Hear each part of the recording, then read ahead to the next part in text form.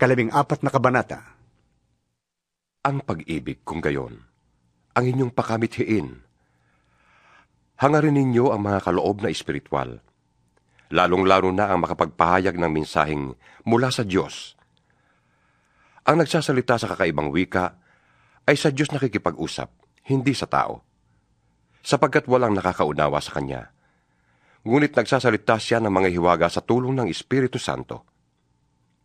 Sa kabilang dako, ang nagpapahayag naman ng mensaheng mula sa Diyos ay nagsasalita sa mga tao upang patibayin ang kanilang pananampalataya, palakasin ang kanilang loob at sila'y aliwin. Ang sariling pamumuhay espiritual ang pinapaunlad ng nagsasalita ng kakaibang wika. Ngunit ang iglesia ang pinapaunlad na nagpapahayag ng mensaheng mula sa Diyos. Ibig ko sanang kayong lahat ay makapagsalita ng kakaibang wika. Ngunit higit na ibig kong kayo'y makapagpahayag ng mensaheng mula sa Diyos. Higit na mahalaga ang nagpapahayag ng mensaheng mula sa Diyos kaysa nagsasalita sa kakaibang mga wika. Maliban na lamang kung may magpapaliwanag ng kanyang sinasabi upang makatulong sa pag-unlad ng iglesia. Kaya, mga kapatid, kung pumunta man ako riyan at magsalita sa inyo sa kakaibang mga wika, ano ang mapapakinabang ninyo sa akin? Wala. Makikinabang lamang kayo kung tinuturuan ko kayo ng pahayag ng Diyos, nang nalalaman ko tungkol sa Kanya, ng mga mensaheng mula sa Diyos at ng mga aral. Maging sa mga instrumentong walang buhay, tulad ng plauta at alpa. Paanong malalaman ninuman kung ano ang tinutugtog kung hindi malinaw ang tunog ng mga nota? At kung hindi malinaw ang tunog ng trumpeta, sino ang maghahanda sa pakikipaglaban? Gayon din naman, paanong malalaman ninuman ang ibig ninyong sabihin kung magsasalita kayo sa pamamagitan ng wikang hindi naman nila nauunawaan? Para kayong nakikipag-usap sa hangin. Maraming iba't ibang wika sa daigdig, at bawat isa ay may kahulugan. Ngunit, kung hindi ako marunong ng wikang ginagamit ng aking kausap, hindi kami magkakaintindihan. Yamang nananabi kayo sa mga kaloob ng Espiritu. Sikapin ninyong sumagana kayo sa mga kaloob na makapagpapaunlad sa iglesia. Dahil dito, kailangang ipanalangin na nagsasalita sa kakaibang mga wika na bigyan din siya ng kaloob na makapagpaliwanag nito. Kung nananalangin ako sa wikang yan, nananalangin nga ang aking espiritu, ngunit walang pakinabang ang aking pag-iisip. Ano ang dapat kong gawin?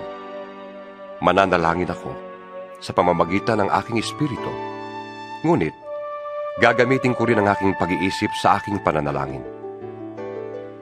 Ako'y aawit sa pamamagitan ng espiritu, ngunit gagamitin ko rin ang aking pag-iisip sa aking pag-awit. Kung nagpapasalamat ka sa Diyos sa pamamagitan ng espiritu lamang, paanong makakapagsabi ng amen ang isang taong naroroon kung hindi niya nauunawaan ang iyong sinasabi?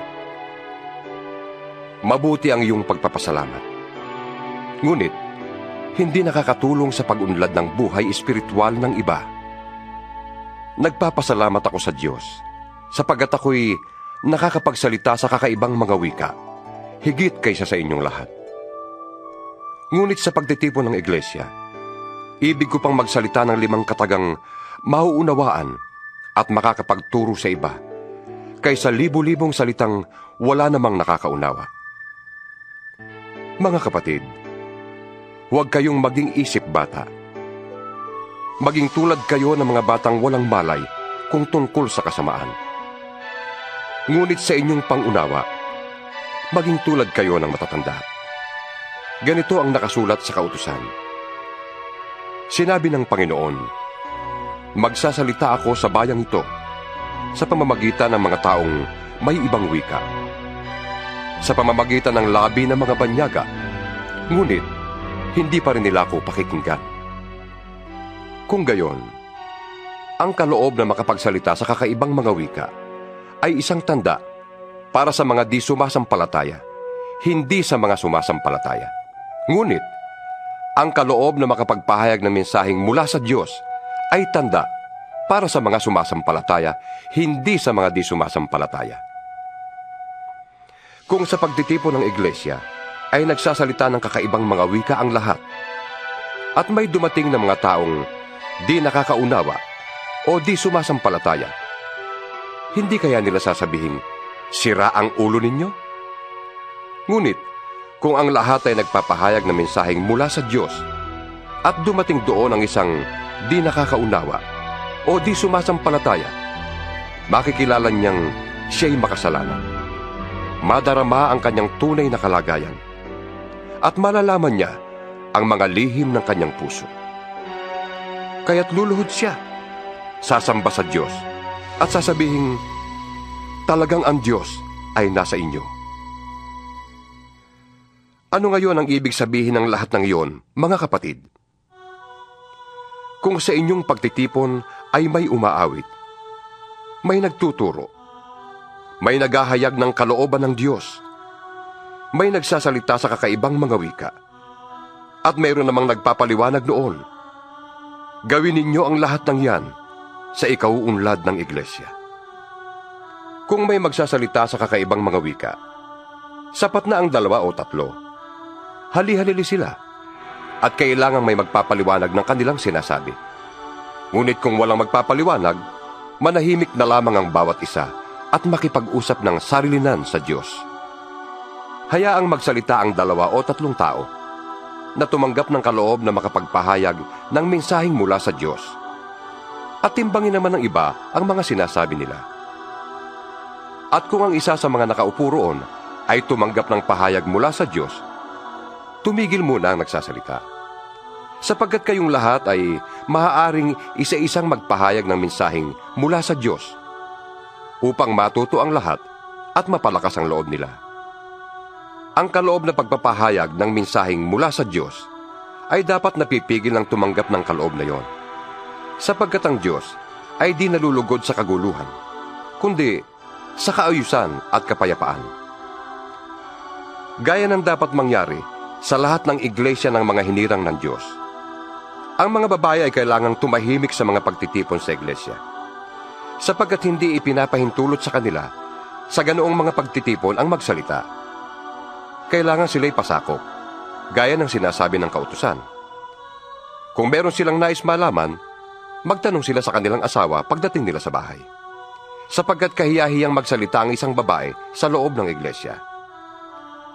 Inaakala kaya ninyong sa inyo nagmula ang salita ng Diyos? O kayo lamang ang tumanggap nito? Kung inaakala ninyo man na siya'y tumanggap ng pahayag mula sa Diyos o anumang kaloob ng Espiritu, dapat niyang kilalanin na ang isinusulat ko sa inyo ay utos ng Panginoon. Ang ayaw kumilala nito ay huwag din ninyong kilalanin. Kaya, mga kapatid, gawin ninyong hangarin na makapagpahayag ng mensaheng mula sa Diyos. Ngunit, huwag naman ninyong ipagbawal ang pagsasalita sa kakaibang mga wika. Kaya lang, gawin ninyo ang lahat ng bagay sa wasto at maayos na paraan.